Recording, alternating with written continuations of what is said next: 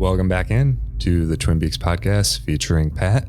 We are continuing our Cheaper by the Dozen, a socially distant film festival. We are in our last week for the month of April. And originally there's a addendum to the actual schedule here. We were supposed to watch both Batman Begins and Inception.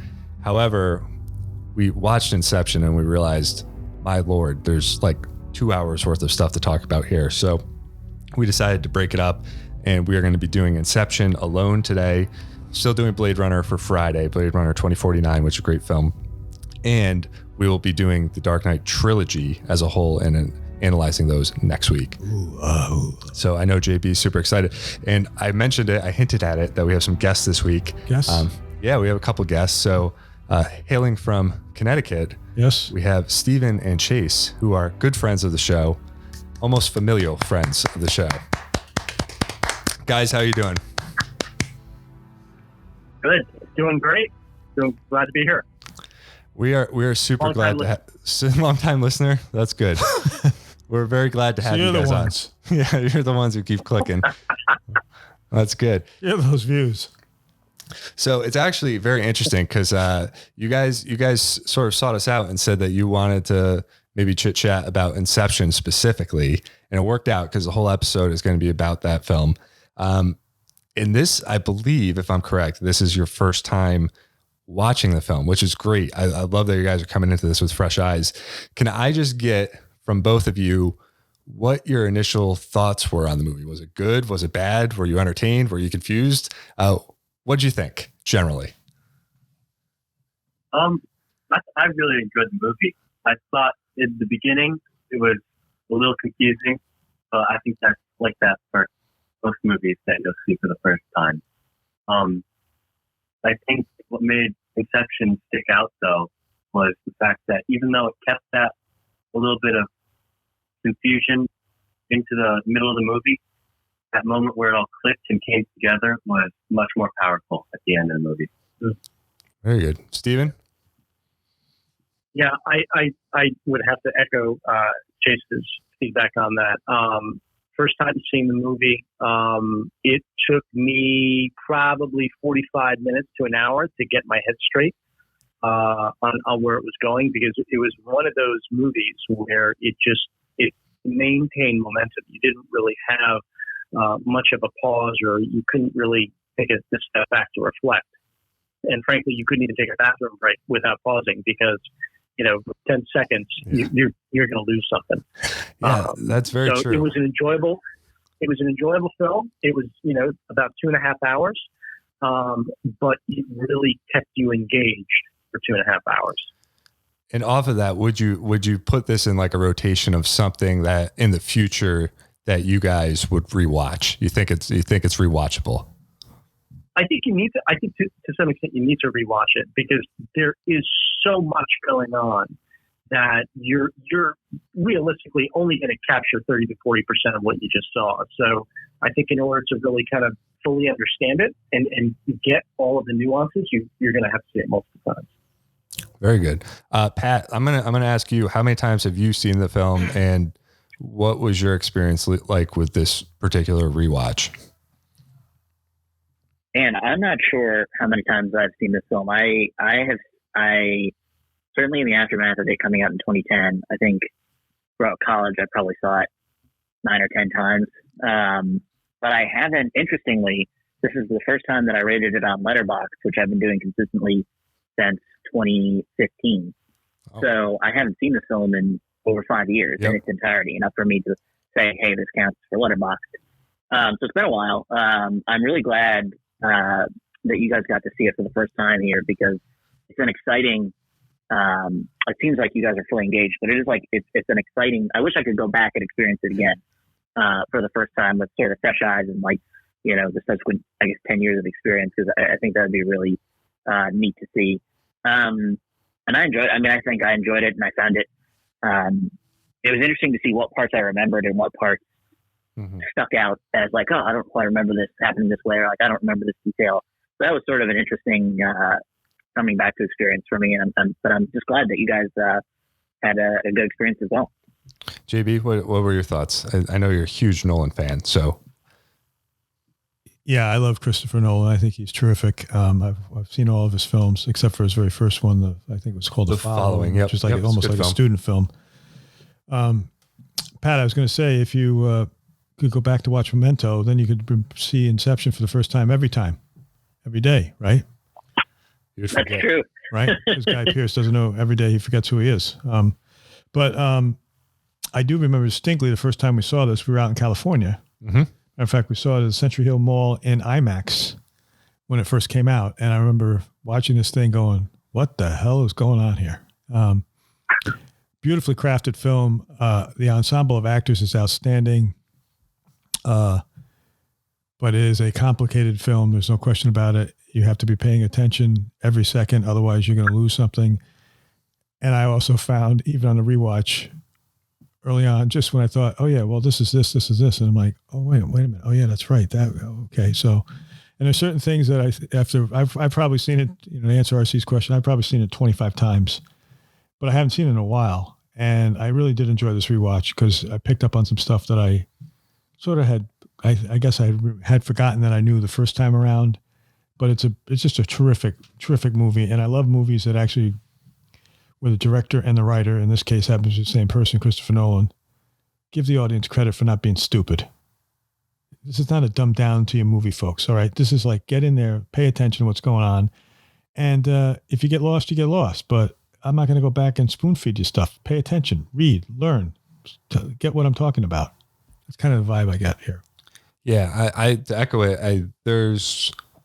I will say there's a handful of movies that I truly remember the theatrical experience, like being in the theaters. And this was one of them. Part of it was because we were in Los Angeles when it debuted and we got to go to an IMAX screening of it, which was great, with other Angelinos who love movie going. So I will always remember that. And I think to Pat's point, it was beautiful on that big screen. Yeah, it was beautiful. And to Pat's point, the reputation of this was sort of, it had to spike through the ceiling. Like, Nolan's this genius who, can't be matched right now. He was coming off of Dark Knight. So that really ballooned up and it became like a movie that I feel like was as we're in college, was a default. Like anytime you were in a group setting, people would be like, let's watch Inception. And I think that for me started to take away a little bit of the shine of it. And I think just the conversation that, Nolan is, as this sort of messiah figure and, Hollywood doing these blockbusters sort of outside the studio.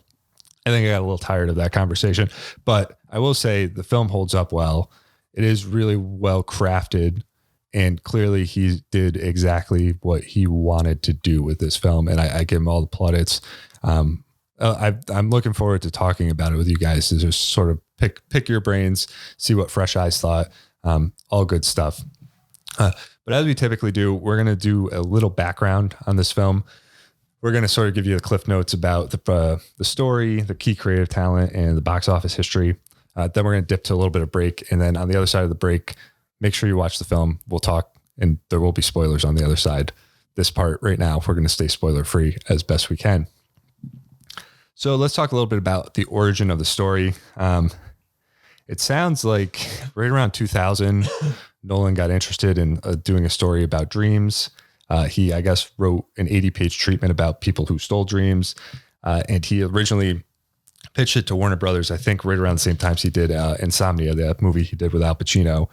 He did it as a horror film, but wanted to move it over to a heist film because he found that he thought that would be a better structure for it. But then he ultimately changed it and it morphed and became what we saw today as Inception.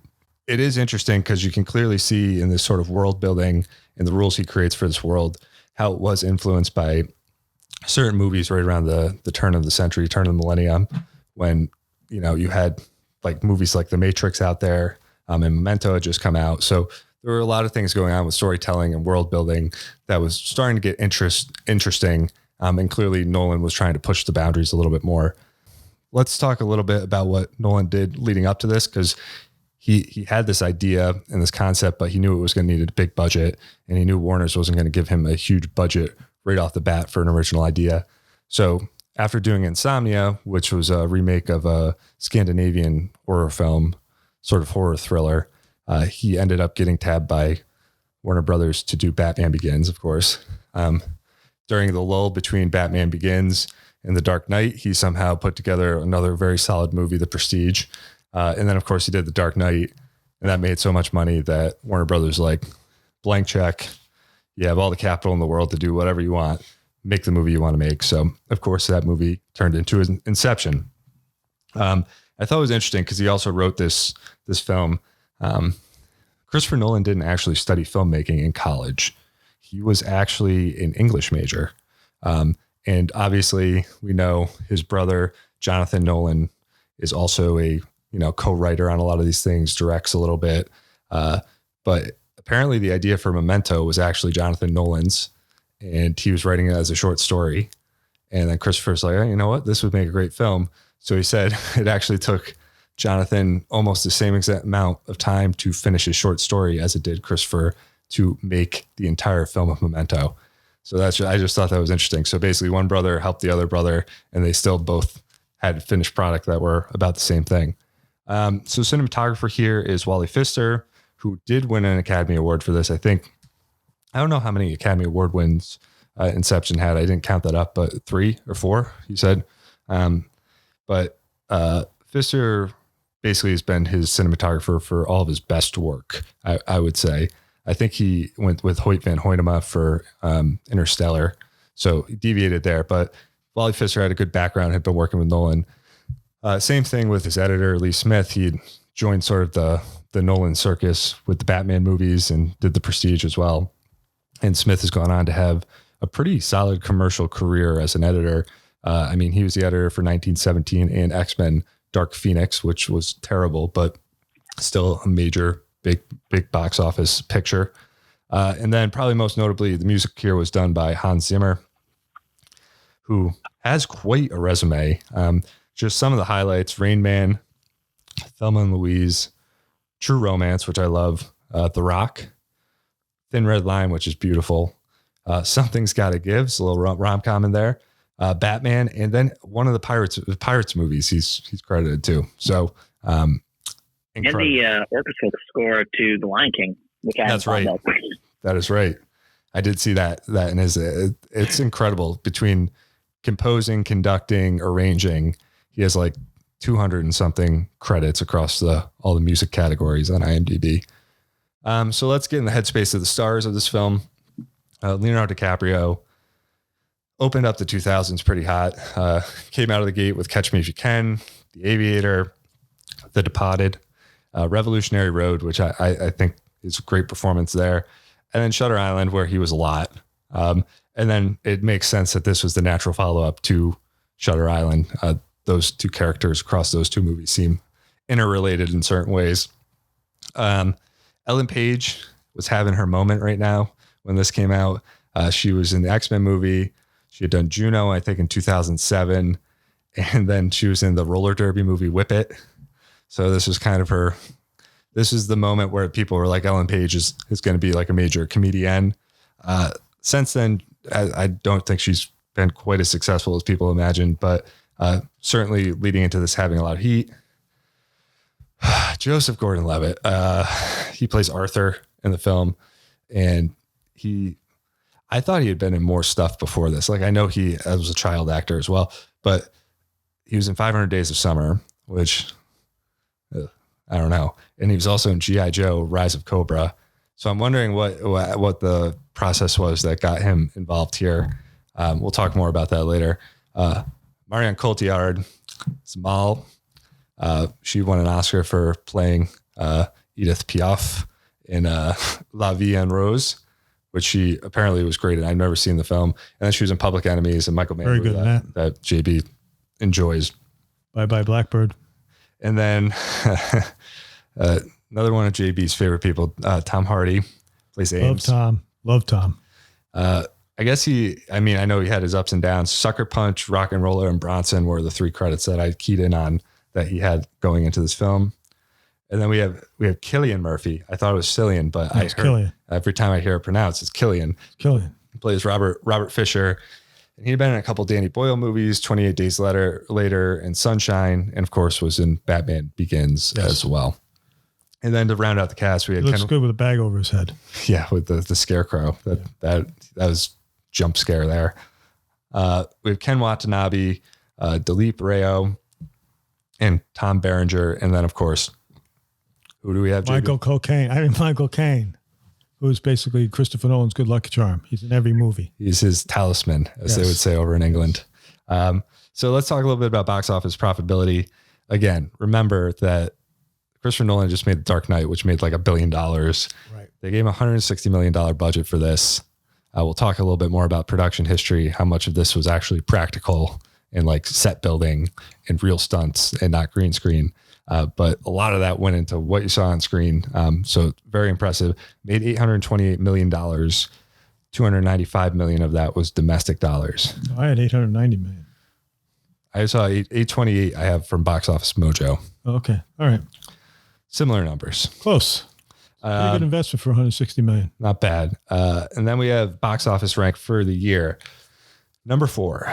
And it placed behind I guess they all were franchise films. Number 3 was Toy Story 3. Number 2, surprisingly, was Alice in Wonderland that year, which I think, was that a Tim Burton thing, Pat? It was, yeah. That was, and then they just rushed that made $1 billion, and everyone decided it was time to make high budget semi-children's fantasy movies that nobody really wanted. And that seemed to really pay off for everybody. And then number 1 was, I believe, Harry Potter and the Deathly Hallows, which, of course, they were building to that for years. So no surprise there that went over $1 billion for the box office year. So what we're going to do is, that's sort of our introduction to the film. If you haven't watched the film, go watch it now, and then tune back in and you can listen to the rest of our discussion about the actual film. So we'll catch you in a second.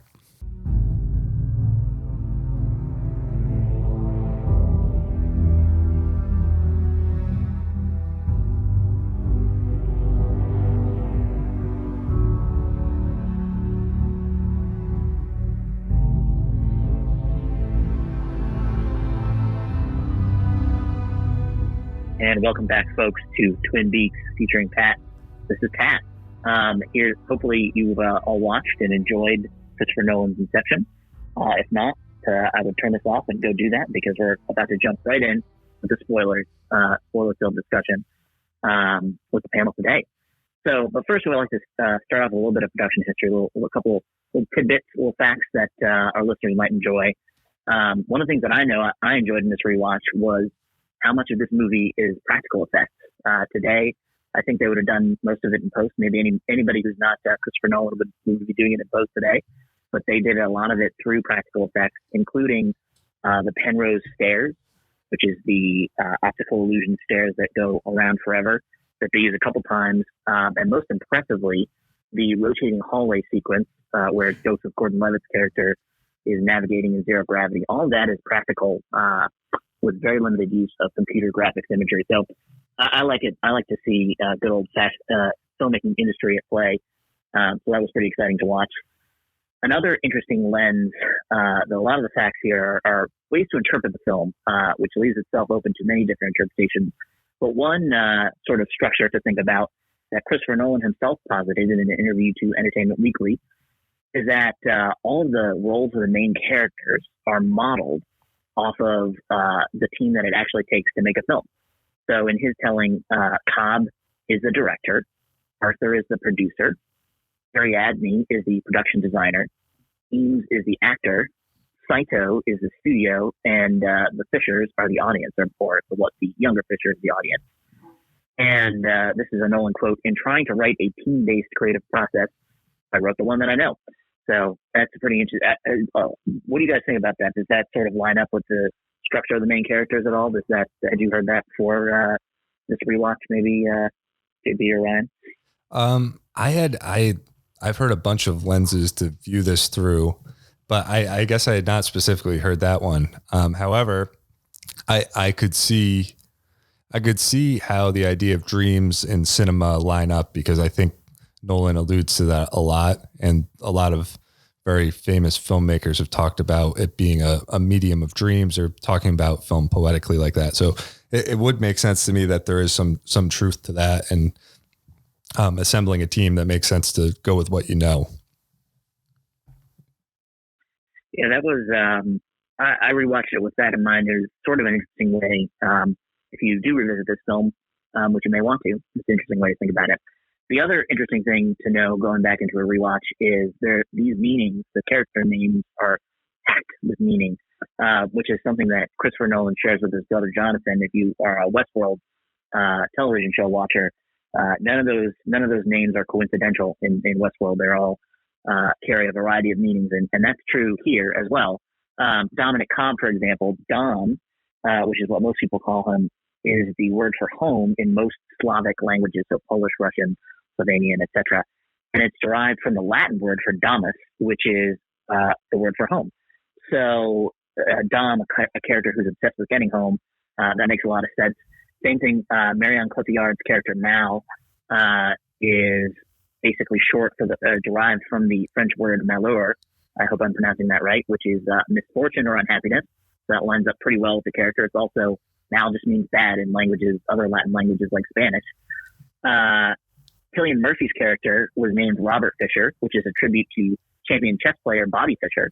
And his father, who's played by Pete Postlewaite, is named Maurice Fisher, which is an homage to M.C. Escher, who designed the Penrose stairs that we talked about earlier.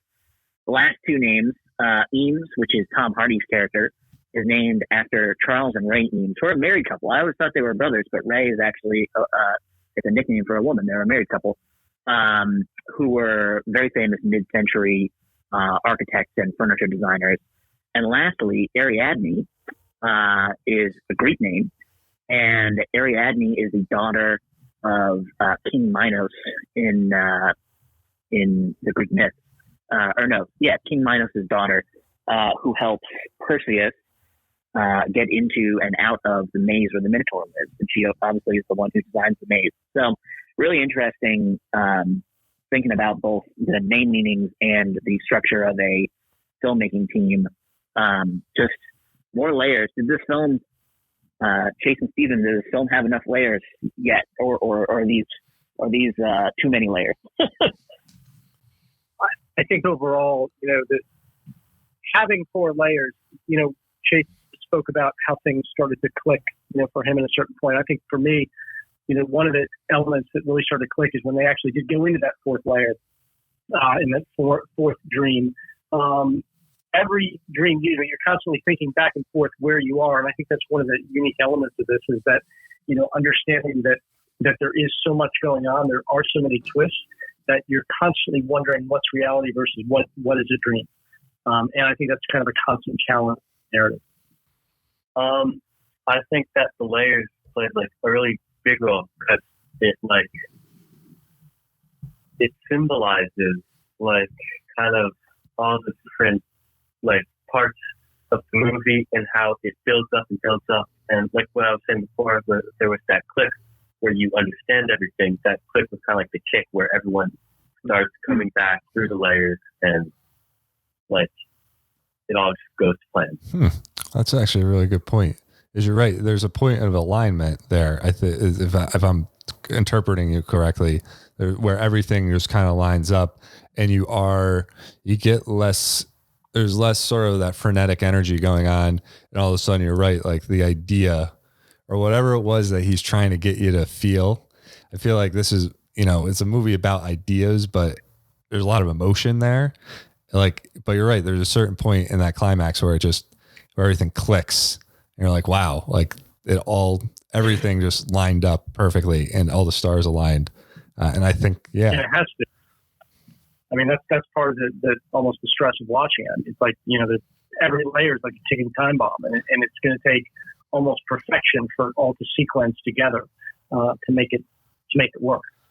And he finds a way to do that. Yeah, I think so we'll get into the narrative in one sec. I just want to go through influences real quick, but I like where we're heading here. So Pat, you have a couple influences generally here, but I did watch an interview with Nolan where he just talked about generally his filmmaking influences. I think this was after Dunkirk came out. So it was like a BAFTA interview, which is the British, Academy basically. So he did cite George Lucas's Star Wars as being something that sort of opened up his mind to the possibilities of what could be put on screen. I mentioned that he thinks Ridley Scott does a great job with world building in the presentation and the specificity of the worlds that he creates, things like Blade Runner and a film that we just watched, Alien. And then he also, and I've heard him throw this out a couple times, heard him comment on it, is a guy that I'm a huge fan of is Terrence Malick. Although I think their films are so different. It's really interesting how one director can admire another, yet be really a different beast. And then probably the most natural and easy to imagine influence, he said, is Stanley Kubrick, just the mastery of the craft of filmmaking. And I thought generally the Lucas, Scott, and Kubrick ones line up and they make sense. But Pat, let's talk a little bit about influence of this film, like visually and sonically over the last decade.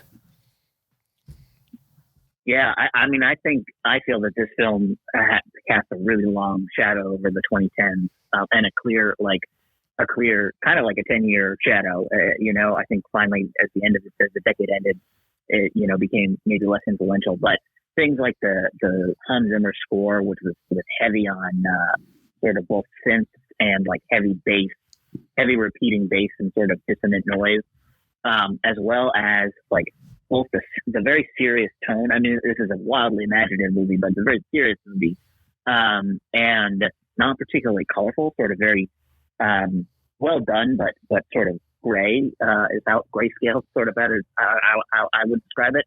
And I think you see this a lot in the movies that followed Inception, that saw how much money this made and the sort of critical acclaim that this movie got, and was like, we would like to make that movie as well.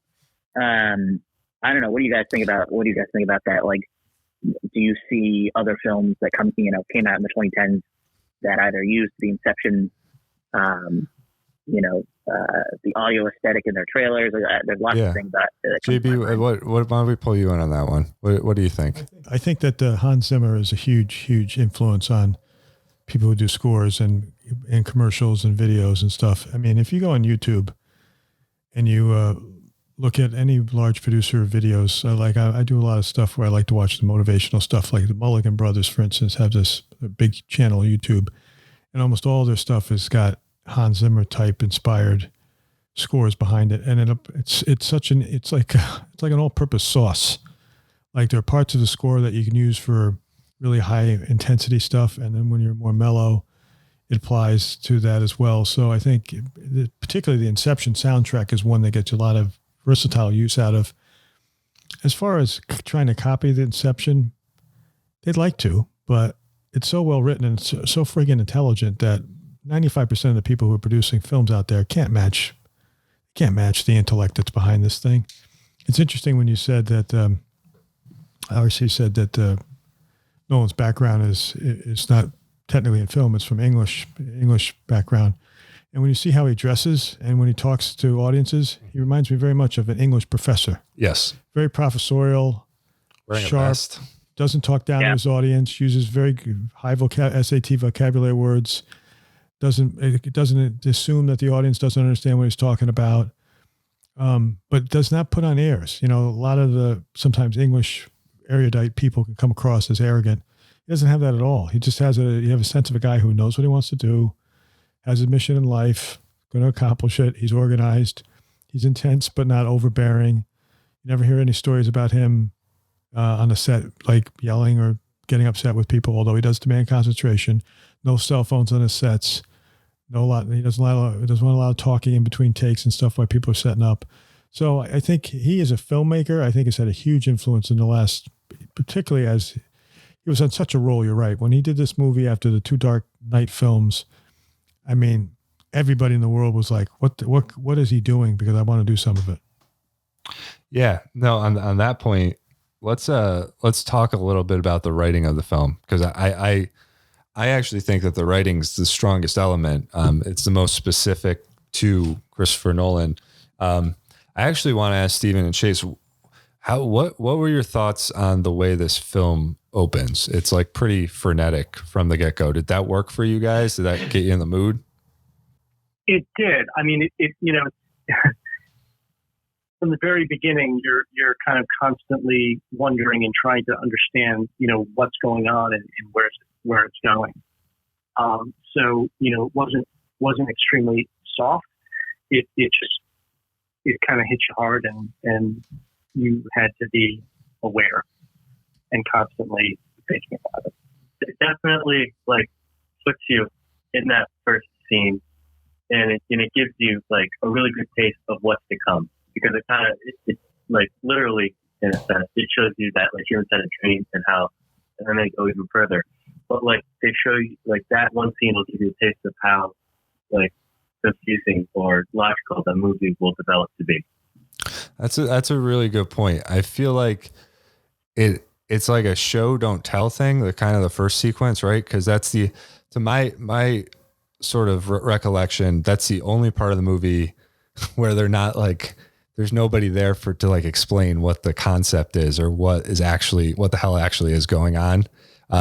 So it is such a wild, and it's a really bold opening for a film that's so full of ideas. It's just sort of all right, we're going to dangle you right in the middle of the climax of what would have been another movie almost. And what have we been talking about on the show for quite a while was Pat and I go back and forth with different things. To exposition or not exposition, to backstory or not backstory, right? This movie starts out with, here we go. Don't worry, maybe you'll pick up on some of this stuff, maybe you won't, but we're not wasting time, people. I'm not going to give you a little primer. I'll give you primers along the way, but no remedial lessons here. Let's go. Yeah, you're right. I mean, it demands a lot from the audience. That is very true. Now to your point about exposition, though, this might be the most exposition heavy movie I've ever seen in terms of explaining what is going on. They're constantly, they create an entire character. Yes, but it's in current flow. I mean, it's not let's stop for a minute and let's go to the chalkboard and let me tell you everything that's going on in the last half an hour. It's characters asking reasonable questions in the context of that particular thing that's going on, as opposed to, I have to be the audience here. Let me catch the audience up on the last 20 minutes. I don't think that's the way this. No, it functions in a different way. It's funny you say that. That's very observant, because I actually am doing some prep for this. A film scholar who's very knowledgeable, who works at University of Wisconsin, Kristen Thompson, she mentioned the same thing, that he uses the idea of exposition in a very different way than a heist movie typically does, in terms of Ariadne and the audience are always trying to figure out what the new plan is as things shit starts to hit the fan, and they have to figure it out. Right. And I thought that's very interesting. Pat, what are your thoughts just generally on sort of how the movie kickstarts and gets us acclimated to sort of the conceptual stuff going on? I think it does it, he does it really well. I was actually surprised. I'm always surprised that Christopher Nolan doesn't cite Alfred Hitchcock more often, fellow working in America, because what he does so well, in my opinion, what he does so well that is like Hitchcock, is he gives the audience the right amount of information to keep them, they either know more or less than the characters, and that knowing drives a lot of the excitement and tension of the film, or not knowing, which is maybe more not knowing in this case. But I think he uses it really well, and I guess I'm curious. I was thinking about this earlier, but Stephen and Chase, there's a lot to take in, and it sounds like there was a point that the movie really clicked for you. But I guess, did you ever feel, I'm curious, how effective is Nolan at making you not feel lost? Did you ever feel that you were truly lost, that you didn't have enough information to figure out what was going on? Or did you feel enough trust to keep going?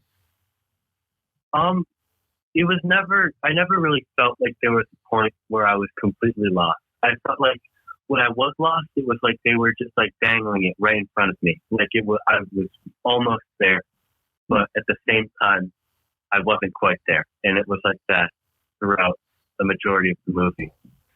And I think that really plays into it. And I think that makes, it shows how good the writing in the movie is. Yeah.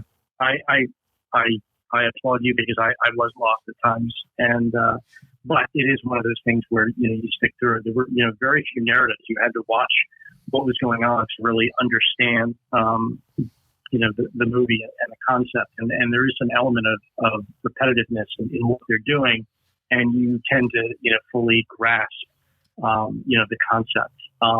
But, he does layer in components into the story that, much in the way that the relationship between Cobb and Mal and, what really is going on with Cobb and his relationship and how that all went down, that up until the very end, it's continuous questioning and trying to figure out how that all plays out.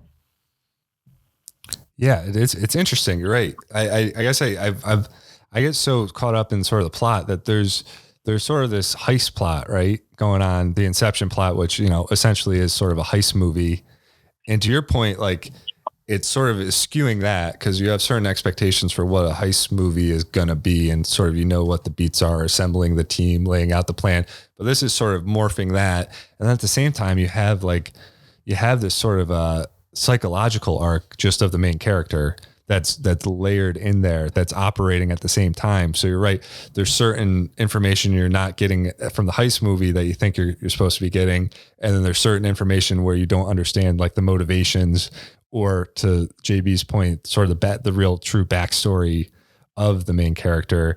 And it's amazing, I think, that he's able to get them to merge and sort of all sort of unlock at the same time through using all that cross cutting. I guess I hadn't thought about sort of the real emotional arc, which is really at the heart of this film. Yeah, I agree. I think that Nolan himself has said that he basically was putting this whole idea of dreams and psychology of dreams and what it means to actually dream and the ramifications of that in our lives in the context of this heist picture, with the lead character being so troubled that he actually is trying to accomplish 3 or 4 different missions. He's trying to accomplish the heist itself. He's trying to get himself in a position where he can re-enter the United States. He's got to try to figure out his whole complicated relationship with his now dead wife. And he's motivated by getting back to see his kids, literally see his kids, in a way that all of those things are all happening literally at the same time, different sequences, different pacing. But at the end of this movie, either all of those things are going to come together, or really none of those things are going to come together. It's not really like, it's kind of like a pass or fail course. This is not an A or a B. He's either going to get all of it or he gets none of it, it seems to me. Yeah, it's a nice edge that the script for this thing walks in getting everything to work. Cause you're right. I mean, I guess I get caught up a lot in the just layers upon layers, and he's done this in sort of a couple other movies. And I actually think his style's gotten better as he reduced some of it out. Cause, Pat talked a little bit earlier about other people trying to do bad versions of Inception. I would argue Interstellar is kind of a bad version of Inception in certain ways. There's a lot of failures in there that are similar to Inception, but just don't work, right? All right. I'm on your side, Ryan. I feel like one day we're going to have a conversation about that, JB. Yeah, that one I watched recently. It made a lot of money. It certainly did. But I was just going to say, like, Dunkirk cuts across and the climate change, people loved it. Yeah. And then it cuts across 3 different storylines. Dunkirk does, but I think But I think emotionally it's more clear. Like, it plays out in a more simplified way. But Dunkirk's also true events. Yeah, but he plays with time there for no reason, except that's his fascination. That's what he's into, right? I mean, but I think he's trying to tell you in Dunkirk that time moves differently for different people in different situations. I could see that interpretation. Another man's hours, another man's day. I just know he talks a lot about what are these scales, Pat, that he talks about these. Oh man, I have it written in the show notes here. While you guys are looking for that, I want to, speaking of time, if I may, RC, I'd like to ask. You mean Chase? I'm sorry, Chase and Stephen. Did you guys get the whole measurement of time in this thing at the different levels, and almost, it's almost like measuring cups of ounces versus, pounds versus quarts versus pints. Yeah, metric. Did you get all that stuff? Did you understand that the first time through? The first time through, yeah. And actually, I think that's one of the elements that I really admired about it, because it put things in context, because you realize that so much has to happen in a particular layer for everything to go right. And based upon the layer and the time element, or the extension of time, it allowed for a lot to happen within a short amount of time. I mean, like, yeah, you could tell the amount of craft that went into each thing. Because even like when Cobb was recruiting Ariadne, like you saw the test of like, okay, you need to design a maze that will take exactly 30 seconds or however much time. Right.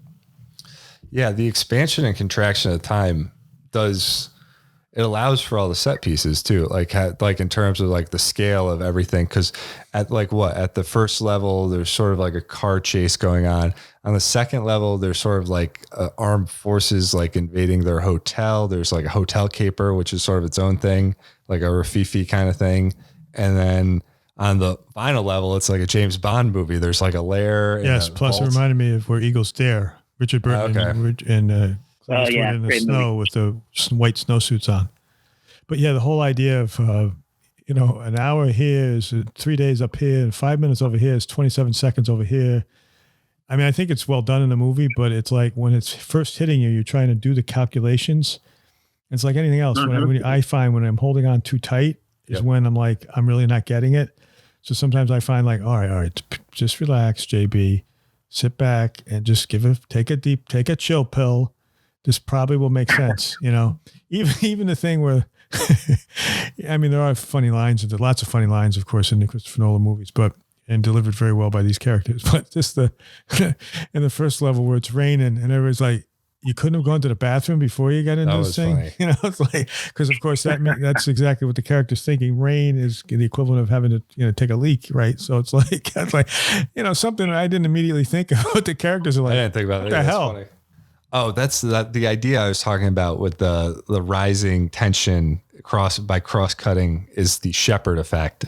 Apparently it's a musical thing, but I don't know. Nolan talks so damn much about his own movies. Like that's, I think, one other thing that I don't know if I like a lot is he talks a lot about his films and also gives sort of interpretations of his own films, which I think it should. Nobody else understands his movies. I know, but I think it's like David Lynch never talks about his movies because he's like, now the other side of it is, but having said what you just said, I don't disagree with that. But he's also a wonderful promoter for Warner Brothers. That's why he makes so much money for them, and he makes money himself.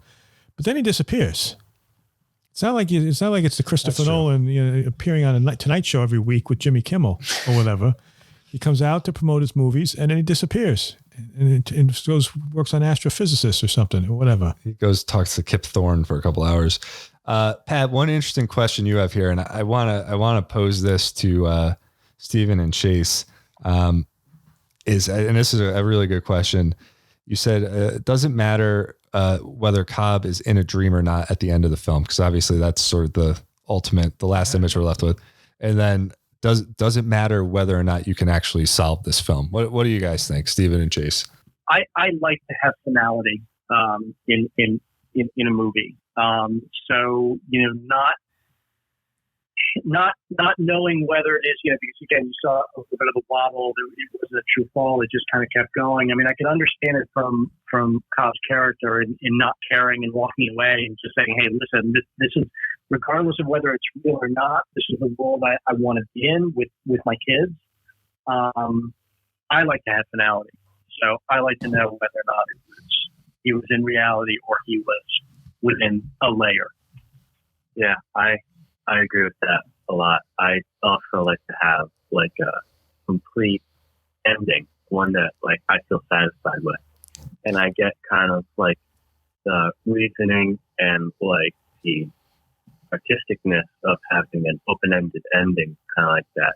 But I like to know what the ending is, and I guess that wasn't really what I got. Yeah, no, certainly. Yeah, there's a lot of ambiguity there. The launching off point for something else, not having that finale. Right? Yeah, that's true. I mean, we still don't know what his new movie's about, so people were speculating about that if it's somehow Inception adjacent or within the same confines. Pat, what are your thoughts about interpreting the ending of the actual film? So I mean, this time it's been so long. This time when I was rewatching it, I think I went in looking to find a definitive ending. Yep. Like The evidence is here. Christopher Nolan, he won't admit to it one way or the other, but I'm sure I have enough faith in him that he's left us a way to determine what, is he in reality or not, even without seeing the top spinning. Because I feel I'm with you guys. I like a definite ending. I think it's a lot harder to hit an ambiguous ending and therefore a definite ending. It's just a lot more enjoyable, a lot easier to do. But so I went in watching, trying to figure out, okay, let me crack this. Let's crack this film. Let's do what everybody on YouTube is doing. Let's crack this film and come up with a definitive answer. And then I had so much fun while I was watching it, and it changes so much throughout that I stopped obsessively watching. Like, is one of the signifiers, real big spoiler here, is whether Cobb's ring is on his hand or not, and that determines whether he's in the dream world. And at first I was trying to track that, and then I just gave up because, this movie is really fun, and it's really once you sort of know the rough outline of the plot, especially, you can really just engage with what's going on. And I ended the movie thinking that, it doesn't really matter, because I don't think for me, that wasn't the point of at least this watch. But then at the same time, it is, you could come at it either way. And that my experience changed while I was watching it. And what do you guys, RC and JB, coming back to it, what do you think? JB? Personally, I'm living the dream. So, I don't really worry about reality for too many other people. I'm only concerned about myself. I guess when I was a rookie on this movie, like Stephen and Chase, I thought one thing, which was he was still dreaming. And then when I watched it today, I'm like, nope, I don't think he's dreaming, because I did a quick check and I'm like, a couple things which I won't talk about, but I'm like, okay, nope, those are different than what I thought they were before. And I think that the way it was laid out, personally, I think it would be disingenuous to having gone through all of what they went through painstakingly and then tell me the guy's still freaking dreaming. So I think, no, he was not dreaming at the end. Although, as you guys said, that was his dream. That's where he wanted to be. Mm-hmm. So in a sense, you could say he was just like my comment that I started with, I'm living the dream. I think you could argue he was in fact living his real true dream, which was to be back with his family, be back in the United States, be back with his kids and be reunited. So one way or another, you could argue he is dreaming, but is he dreaming from a technical sense or dreaming from a literal, figurative sense? That's, I guess, an open question. Yeah, no, I think, to Stephen and Chase's point, I think Nolan actually has mentioned the idea of, and I think Pat mentioned this too, sort of subjective reality, sort of being what he wanted to have, is that Cobb is choosing not to even worry about whether or not this is real, because this is the reality he wants to live in, much like Mal wanted to live in that reality down in limbo, and that, ended up having the repercussions it did. A couple of things it's very interesting, because it's almost like there's an inception, obviously, with Fisher, but there's sort of like you can make an argument that there's like inception with Cobb in terms of getting him over. This thing could be so elaborate that they're just trying to get him over the death of his wife, and they're setting it all just like the chase sequence in the streets. All these corporate assassins are after him. There's some things that you could lend some credence to the idea that there's something more going on and that he could be asleep. I do think he probably woke up. However, the other thing is they were able to fix his warrant and immigration issue in about 10 minutes, which seems like that'd be pretty tough to do. Watanabe said all you have to do is make a call from the plane. He made a call. That's all you have to do, the right people. 20 minutes and you're wanted for killing. You called Dr. Fauci. The thing was taken care of in 10 minutes. I'm just going to say, if Roman Polanski was flying back to the United States, I don't think a 20 minute call. Was that really 10 minutes, or was that really 2 days because they're flying across international date line? I'm just saying that part is like hard. There's little things sprinkled throughout that are hard to believe. But okay, I guess let's talk about the actual dream state of the movie, the dream feel. I guess Nolan said that he wanted to create a dreamscape that felt like reality. I'm not even sure what that really means. I guess that you felt like you were actually in a dream.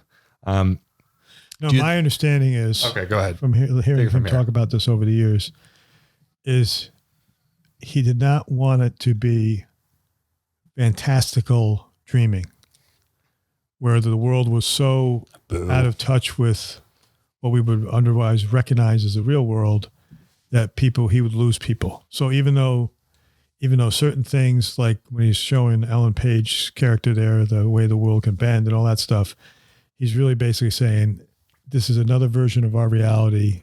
And I want people to look like, talk like, act like real situations so that I don't lose everybody along the way. At least that's what I've heard him say. Okay. Pat, what's your reaction then? Then I'll come to Stephen and Chase. I kind of wish it was more. I mean, I get why it's not, but I wish it was more fantastic, because I did feel like this was a missed opportunity. I was like, I mean, I love that it's practical effects. The set and the production design and everything about it is great, but it's very grounded. It's a very grounded movie about the fantasy of like entering each other's dreams, which it could be. You could take in some very fantastical directions. I mean, I think it worked. Like from his mission statement, I think it works because. You could say, oh, you don't want it to be too fantastical because then the subject knows that they're dreaming and it's unstable. He sets up some very rational, typically rational defenses as to why the dream world looks so much like the real world. But I don't know. It felt a little bit like a missed opportunity to me. Yeah, Jason, Stephen, what did you think about that? Was it too straightforward, or was there just like enough mind bending stuff in there for you? I think in terms of like mind bending, you only really saw that in the beginning when it was like the first couple of times you were in the dream sequence, like when she was bending like an entire city in half. But like past that, you never really saw anything quite like that. And I think that really tapped into like what was said before, that like not real but still believable element of the dream sequences. Yeah, I think it's a tough dynamic because dreams are so incredibly personal, yet everybody has them, but everybody has them in different ways. And even the element of introducing pain into a dream.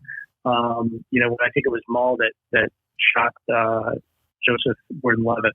To say that that's something that you truly, and for anyone that's ever fallen in a dream, and has that point at which they wake up and they hit the ground and you're almost paralyzed for 30 seconds. It kind of correlates back to the whole kicker point that you raised earlier, Chase. That it was very realistic, and I don't think to Chase's point, it wasn't anything that was overdone too much. It was very realistic. Yeah, I think for what they were trying, to your guys' point, I like Chase. I really liked when they had the sort of the training sequence, like the initial sort of orientation within a dream. Like that was so cool. I wish there was more mind bending stuff. Maybe as things start, I guess you could argue the Limbo is kind of like mind bending, the deteriorating houses and stuff like that, the production design. But I guess they play with the physics, which is cool. I guess I don't know. Well, they play with time. They play with time. That's true. Which is a difficult concept to sort of deal with. It certainly is. I guess I'm neutral. I feel like it felt like more of a straightforward action movie once past that scene where they do the training and they're kind of bending things, Yeah, one of the questions I had in terms of this time around, which I didn't the first time around, is if I'm thinking about it practically from the standpoint of the actual story itself, do they really need to, at each level, put themselves to sleep again with the same juice to get down to the next level? And then at the next level, they go, all right, don't forget, we're going to need to juice ourselves so we can get down to the third level. And then we got a kick here, which is a kick in the pants, and then up here is a kick in the teeth, and then down there is a kick in the nose. I mean, would that really work that way? Because you're not actually, it's not like it's not like Star Trek. We haven't actually transported you down to that physical, you know what I mean? So, and again, you also, first time through, I thought it was difficult to understand the fact that the people who are all hooked up to the juice are all in the same dream, right? So they're having the same dream. So it's like being in a play. They're all reading from pre-prepared dialogue. Everybody else is a projection that's the architects put in or whatever, or some people can bring their own projections in.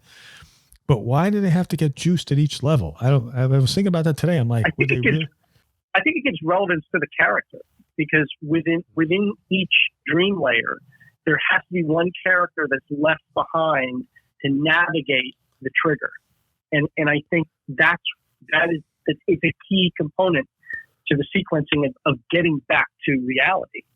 And like when they were first making this juice, they said that as you go dream into dream, it gets more and more unstable, and it's easier to wake up. And I think they have to have that at every single level so that they can stay awake and not wake up every time they get that dream. Yeah, I sort of understand that in context, but by the same token, the only actual juice is the one that's given to the guys who's sleeping on the plane. I like Steven's point, though. He's right. It's a plot function, right? Oh, yeah, no, yeah, I know. Somebody something to do so they can have those climaxes. I mean, as a device, I get it. It makes it easier for me to understand going down to different levels. But practically speaking, there's really only one juice they're getting. They're getting the Lance Armstrong dose up at the 747, right? And all the other ones are just sort of metaphysical. Fake juice. Right, they're fake juice, right? It's like pumping in the saline water or something, like right? Capri Sun, and on top you get the full Welch's. Yeah, gotcha. Okay, all right. Sorry, that clears it up for me. I think that was good. So we're kind of mixed about where we are about how much we wanted. It doesn't take away from the enjoyment of the movie, but it's just sort of like, would they really be juicy? I mean, how many movies can you talk about like specific, I guess, nuance of like this on something that's this much of a blockbuster? Hey Pat, can you answer this question for me? I think you wrote it, so I feel like you want to address it. Why do all Nolan protagonists have his hairstyle and his same suiting style? I don't know. I think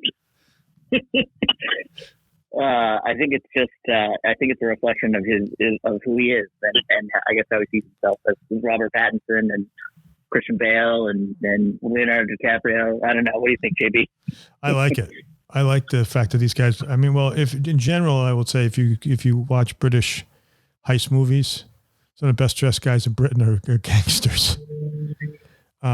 So that's not uncommon. But I happen to like it. I just think it adds a certain class to the fact that even though these guys are doing all this stuff, Tom Hardy's got a beautiful pocket square in Mombasa, he's sitting there, and I personally like it. I think it adds a certain element to his films that, it's not a big thing, but like think about if like Guillermo del Toro put like a likeness of himself, like just a little chubby guy in every one of his movies as the lead. It'd just be a weird thing. Like, or Kevin Smith did that. Kevin Smith has done that. I'm not necessarily talking about that. I'm talking about more the style of the mode of dress, how the guys dress. I think Pat's specifically talking about how each one of his protagonists has the same hairstyle and generally the same suiting pattern. I'm not sure I see that, but okay. I'm talking about the manner of dress.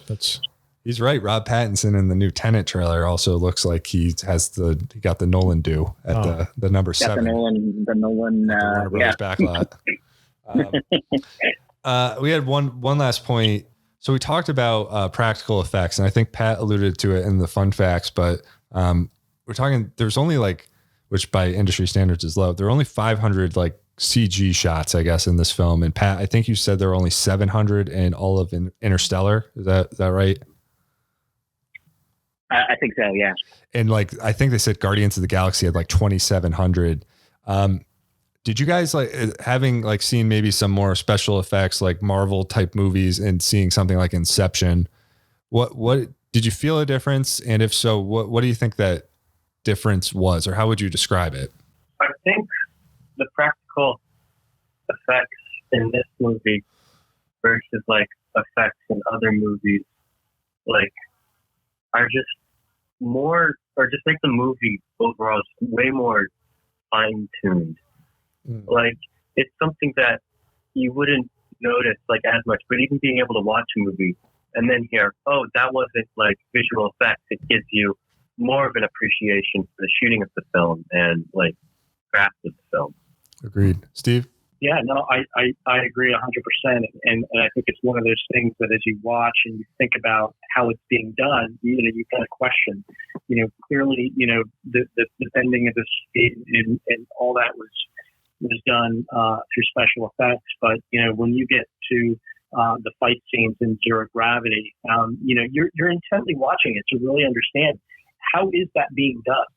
And it's a bit of a fun surprise after the fact to actually go back and see how they actually did it, which was really unique and inspiring. Yeah. To your point, the hallway sequence, I give him so much credit.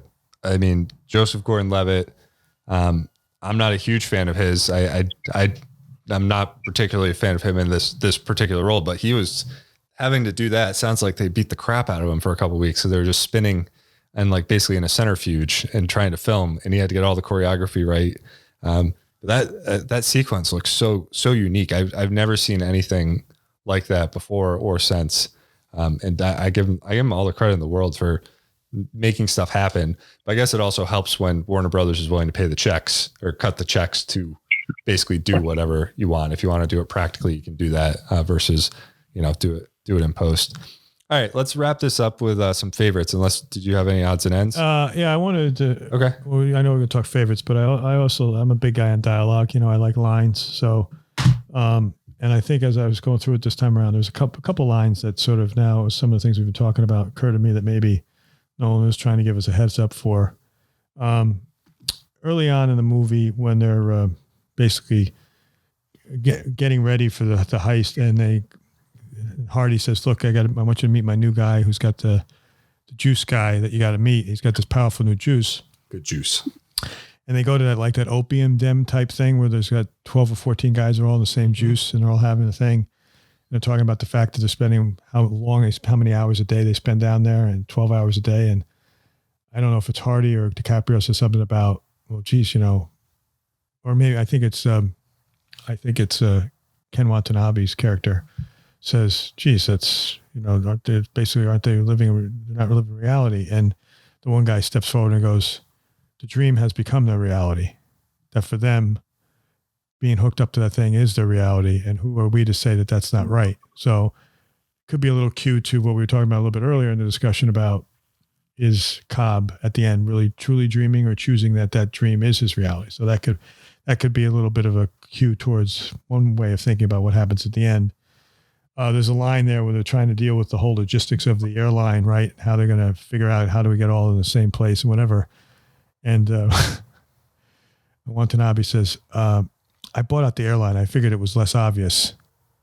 I like that line. And then, of course, is the off-quoted line when they're down in I guess it's the second stage where the guys are sniping at them, and Joseph Gordon-Levitt's got his rifle and he's trying to shoot up at the tower. I think the first dream. And Tom Hardy comes over and says, Arthur, you must be afraid to dream big. And it shoots this flamethrower, this that was also gun. Pulled out a note. That was the only fantastical thing. It's just all of a sudden he just, I know, all of a sudden he makes a gun appear. Why couldn't we be doing this left and right? I know. That's why I feel. Yeah, why couldn't you blow these guys out? And there was one other. I thought I had one other line. Hang on one second. At the end, it's when they say "take a leap of faith," which they refer to at both at the beginning and the end of the movie. Right. And then one thing. You're going to talk about favorite scenes? Yeah, let's do a round table of favorites. Let's go with Steven. We'll do favorite scene first, and then we'll do performance, and then we'll do our over under to wrap this thing up.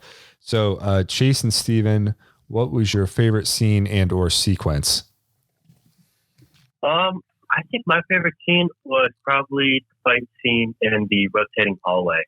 Yeah. And one of the reasons I really liked that scene was because of how different they did an action scene like that versus seeing an action scene now. If you go and see a Marvel movie and you watch the fighting scene, it's a lot of cuts. It's a cut every 1 to 2 seconds, every punch. But when you watch that scene, not only are they spinning it, but it's very minimal cuts. And so it makes that whole fight a lot more it just takes so much more effort to do that. And I think it paid off. Very good. Yeah, no, I agree, and I hate to jump on another guy's idea, but it is just that same point. The third dream layer, with Joseph Gordon-Levitt, and him trying to figure out how he was going to put together a trigger for all of the people that were, a part of that in zero gravity, and thinking about, putting them inside of an elevator, taking the dynamite out of, the ceiling, putting it into the elevator so that you could get that push, so that when the music sounded and the trigger was there, he could make it happen.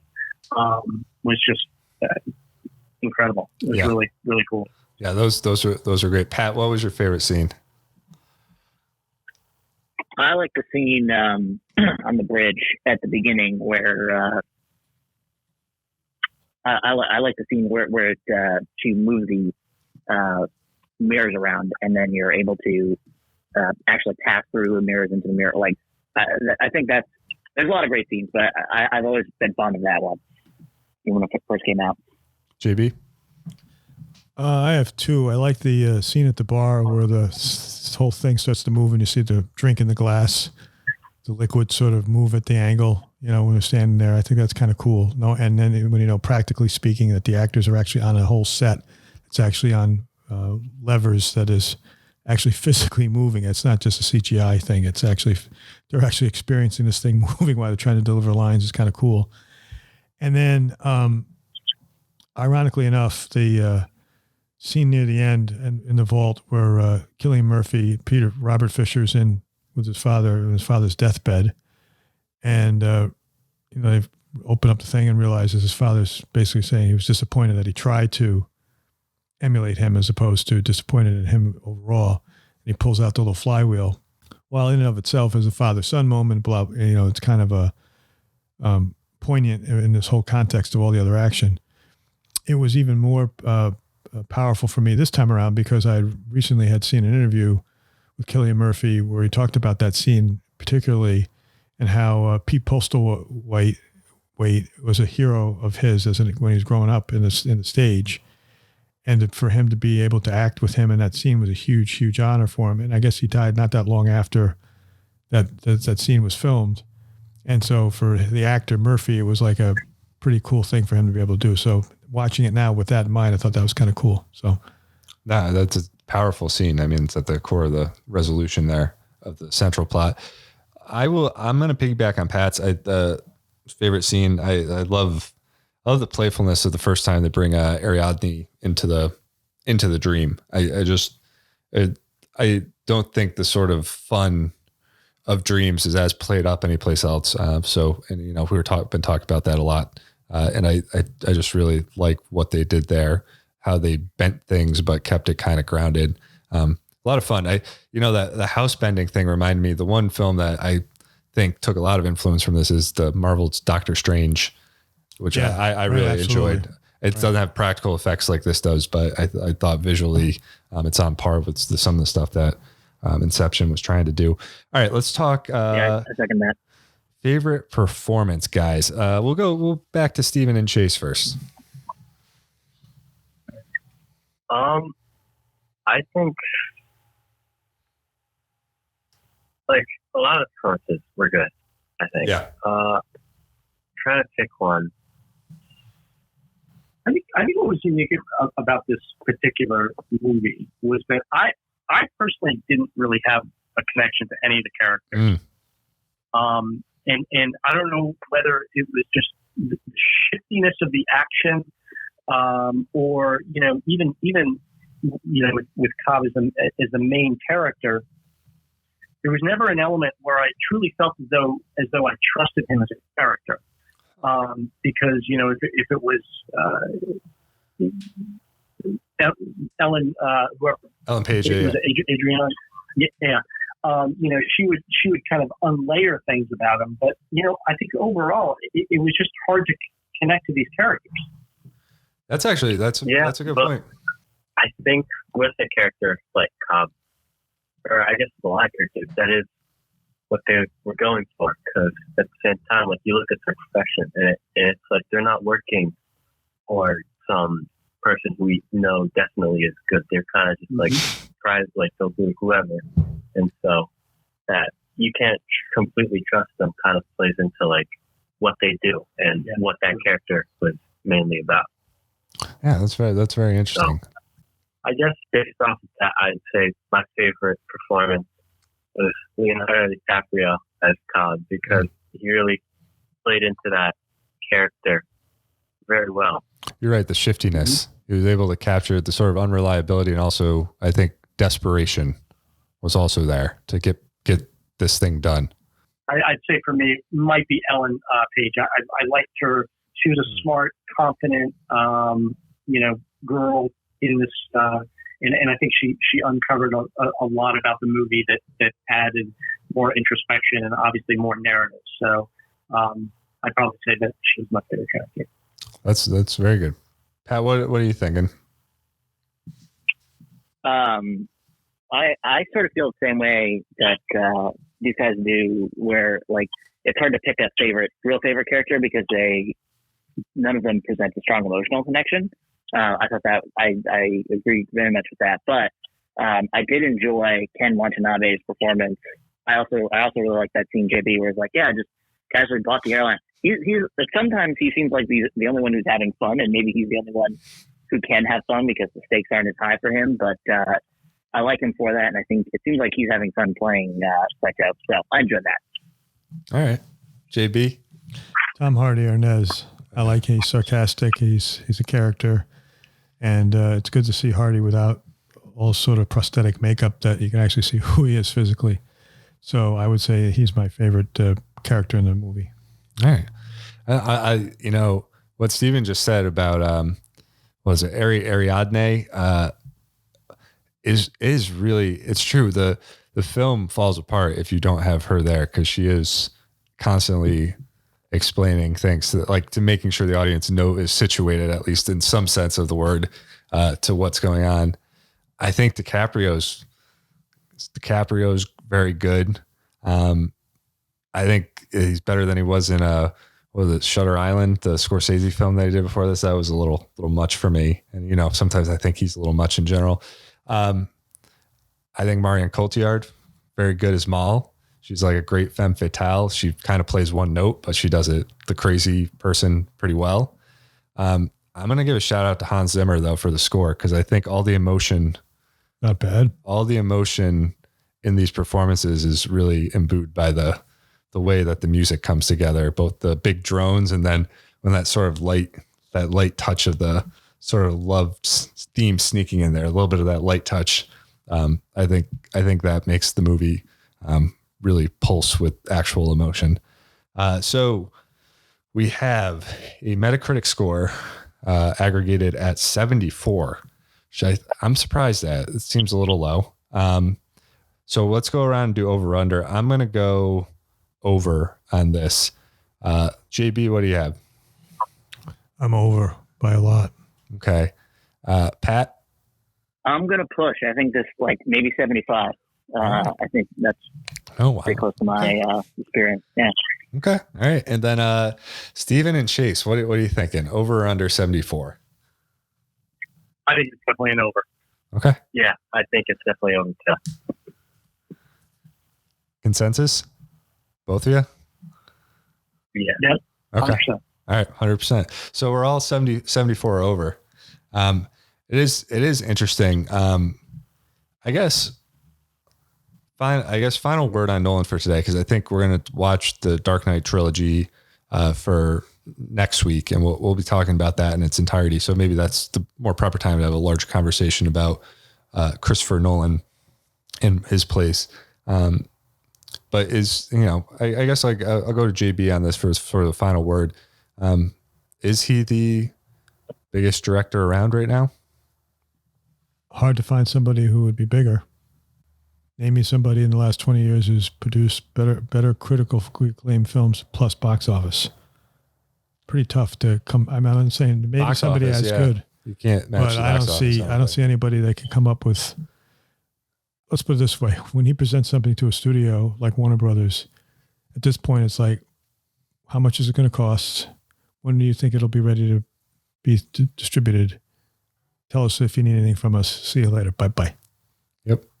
That's true. I mean, and it's interesting to me. I was thinking about this. Who's the only other guy in Hollywood that's had a similar deal? Clint Eastwood at the same studio. Same studio. Warner Brothers. Hasn't Warner given contracts like that though to Ben Affleck and Bradley Cooper at this point now? I'm not saying they're perfect judgment. I'm just saying two guys that have lasted have been pretty two guys to back. I just had to poke a little hole. Remember when everybody thought that Ben Affleck was the next great director after directing Argo? I never did. Oh my God, I mean, Let's see. I'm a pretty mediocre to crappy actor, but that makes me a good director. What? Bradley Cooper's caught the same illness. I'm sure of it. Well, they all want to be Clint, and there's only one Clint. That's true. Let's end the show on that. There's only one Clint. I'd like to thank Stephen and Chase for coming on. I really do hope that they make this a one and only. Let's find another movie, and let's have you guys back on, because you guys lent a lot to the discussion tonight. I really appreciate you guys coming on and supporting the show, and I hope you guys had fun. Did you have fun? Yeah, definitely. Appreciate the opportunity. All right, and your open invitation. Anytime there's a movie coming up that you want to talk about, you're welcome onto the show. And as always, Patrick, you did a hell of a job. He's even co-hosting now. Did you notice? Yeah, he pulled us in from the commercial break. The intro thing down. I've been hosting this thing for 14 years. RC's never let me take a segment like that. I think you're going to do the intro to all the Nolan stuff next week, so that'll be your big job. Oh, gee, okay. But we appreciate you listening, and we will be back on Friday with our companion to Blade Runner 2049 with a special guest. Another guest? Well. We're booked out this last week of April. God. The Socially Distant Film Festival marches on. Okay. Until we talk to you next. See you in the movies.